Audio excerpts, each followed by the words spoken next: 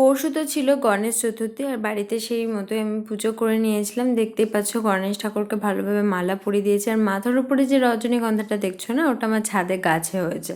আর তারপর আমি বাতাবি লেবু কেটে দিয়েছিলাম, একটা মোদক আর লাড্ডু এই দিয়ে আমি প্রসাদ করেছিলাম, আর একটা পানও দিয়ে দিয়েছিলাম।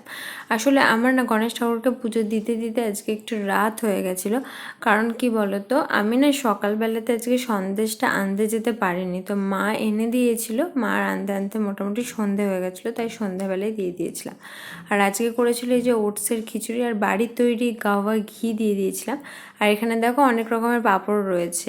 কালো কালো যেটা, সেটা ছিল ধনে পাতার পাঁপড়, আর সাদাটা হচ্ছে নর্মাল আলুর পাঁপড়, আর এইটা যেটা হচ্ছে গোল্ডেন ব্রাউন কালারের, ওটা হচ্ছে আলুর মধ্যে অল্প মশলা দিয়ে এই পাঁপড়টা বানানো। আর এগুলো এখন ভেজে নেওয়া হচ্ছিলো। ধনে পাতার পাঁপড়টা না জাস্ট অসম ছিল খেতে। তো আজকের জন্য চলো, টাটা।